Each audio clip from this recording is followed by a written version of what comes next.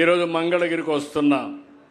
మంగళగిరి మామూలుగా అయితే first time, దీనికంటే మంచి సీట్లు ఉన్నాయి. మంచి సీట్లుంటే ఎలక్షన్లు వచ్చాయి. నేను ఆ రోజు సజెస్ట్ చేశాను, మంగళగిరిలో ఇంతవరకు మనం గెలవలేదు, ఒకేసారి గెలిచాం. ఎందుకంటే పార్టీని నడిపించింది నేనే కాబట్టి 40 సంవత్సరాల సుదీర్ఘ రాజకీయ చరిత్రలో మొట్టమొదటిసారిగా కోటేశ్వరరావు ఎంఎస్ఎస్ కోటేశ్వరరావు అంటే అప్పట్లో గెలిచాం. తర్వాత గెలవల. ఒకసారి సిపిఎంకి ఇచ్చాం, ఒకసారి బీజేపీకి ఇచ్చాం. ఎప్పుడు ఈ సీటు మీద మాకు కొన్ని గొడవలు కూడా ఉండేటివి సిపిఎం సిపిఐ మధ్య. కానీ ఇవన్నీ చూసిన తర్వాత మనం గెలవలేదు, మన కార్యకర్తలు హుషారుగా లేరు కాబట్టి లాస్ట్ మూమెంట్ పోతున్నారు కాబట్టి ఆలోచించమని నేనైతే సజెస్ట్ చేశాను. సజెస్ట్ చేస్తే కాదు నేను ఇక్కడే నిలబడతానని నిర్ణయం తీసుకున్నారు. నేను అలో చేశాను.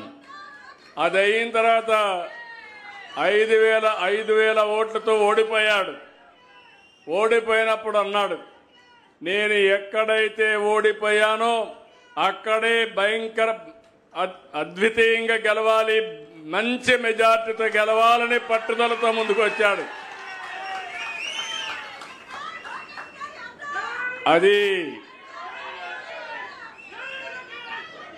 అది అతని పట్టుదల. మీలో కూడా సమస్యలున్నాయని పారిపోతే సమస్యలే మనల్ని ఫినిష్ చేస్తాయి. ఏదైనా సరే ఒక్కొక్కసారి కలిసి రాకపోతే కలిసి వచ్చే మార్గాన్ని కసిగా పనిచేయగలిగితే అది సాధ్యమవుతుంది. అది లోకేష్ ఈ నియోజకవర్గం నిలబెట్టాడని చెప్పి కూడా నేను మీకు తెలియజేస్తున్నా.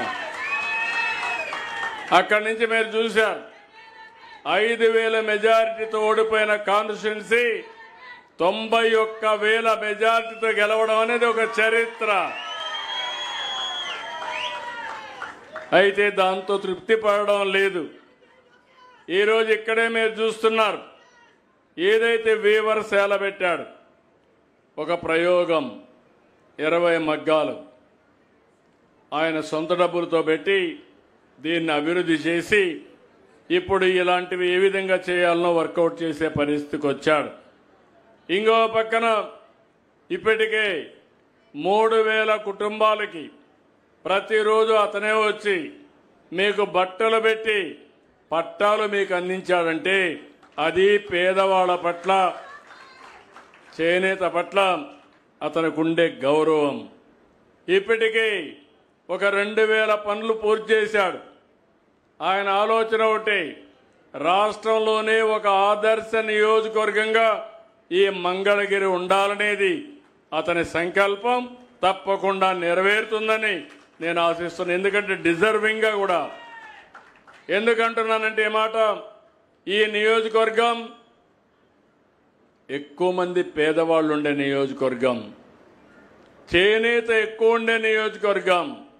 ఒక నాయకుడు దూరదృష్టితో ఆలోచిస్తే, అన్ని విధాలా ఆలోచించి కార్యక్రమాలు చేపడితే మీ ఆదాయం పెరుగుతుంది, మీ జీవన ప్రమాణాలు పెరుగుతాయి. అందులో మీకు ఇంకొక పక్క చూస్తే ఈ నియోజకవర్గం ఇప్పుడు రాజధానిలో భాగం.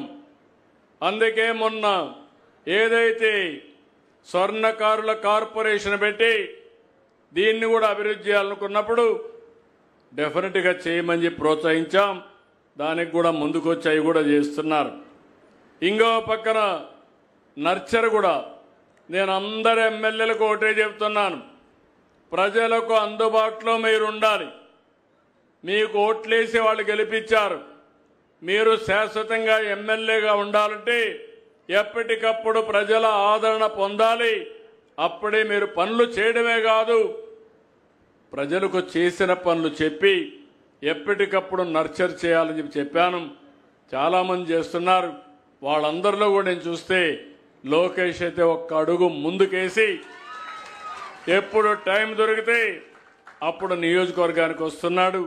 ఇది కూడా ఒక మంచి సాంప్రదాయం అని చెప్పి కూడా నేను మీ అందరికీ తెలియజేస్తున్నా. ఇంకో పక్క ఇక్కడ నామినేట్ పదవుల్లో కూడా నేతలకు తగిన గౌరవం దొరికింది. పద్మశాలి కార్పొరేషన్ నందం అబద్దయ్య ఫస్ట్ నుంచి పార్టీలో ఉన్నాడు, నమ్ముకున్నాడు, పెద్ద మనిషి, అందుకే పార్టీ గౌరవించాం. ఇంకో పక్క మీరు చూస్తే డైరెక్టర్గా కందుల నాగార్జున, ఇంకో పక్క టీటీడీ బోర్డు మెంబర్గా తమ్మిశెట్టి జానకీదేవి, ఈ ముగ్గురిని కూడా మనం నామినేట్ చేసుకున్నాం.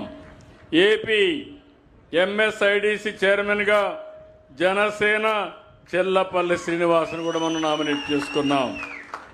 ఇవన్నీ కూడా మీరు చూస్తే ఒక పక్క ఎవరైతే ప్రజల కోసం కష్టపడ్డారో, మంచి మెజారిటీ సాధించారో అలాంటి నాయకులను కూడా ప్రభుత్వంలో భాగస్వాములు చేయాల్సిన అవసరం ఉంది. అందులో భాగంగానే ఇవన్నీ చేశాం. ఈరోజు నేను ఇక్కడ మీ అందరినీ చూసిన తర్వాత చాలా సంతోషం.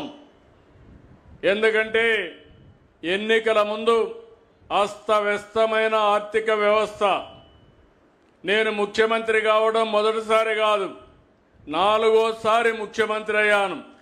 సమైక్య ఆంధ్రప్రదేశ్లోనే 9 సంవత్సరాలు ముఖ్యమంత్రిగా ఉన్న ఏకైక ముఖ్యమంత్రి నేనే. ఆ రికార్డు ఎవ్వరూ బ్రేక్ చేయలేరు, ఎందుకంటే రాష్ట్రం కూడా విడిపోయింది.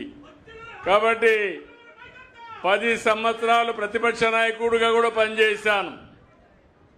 అదే మరిగా అభివృద్ధి అంటే నాకేం కొత్త కాదు. ఈరోజు ఆ రోజు చూపించిన చొరవ, దేశంలోనే నెంబర్ 1 సిటీ హైదరాబాద్, అది ఆ రోజు నేను వేసినటువంటి ఫౌండేషనే.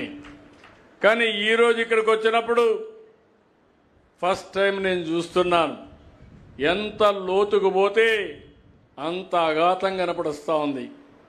10 లక్షల కోట్ల రూపాయల అప్పులున్నాయి, వడ్డీ కట్టాలి, అసలు కట్టాలి, వ్యవస్థలు అస్తవ్యస్తమైపోయినాయి, రోడ్లు కానీ అన్నీ కూడా పాడుపడిపోయినాయి.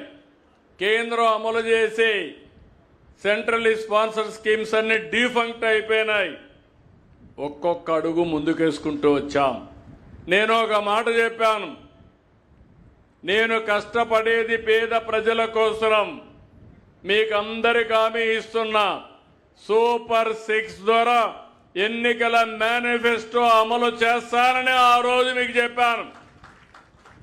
వచ్చిన తొలి రోజునే మీరు చూస్తే 3,000 రూపాయలు పింఛని 4,000 రూపాయలు చేశాను, 6,000 రూపాయలు దివ్యాంగులకు చేశాను, కిడ్నీ పేషెంట్లుంటే 10,000 ఇచ్చాను, బెడ్కే పరిమితమైన పేషెంట్లుంటే నేను ఒక మాట చెప్పాను, నేను కష్టపడేది పేద ప్రజల కోసం.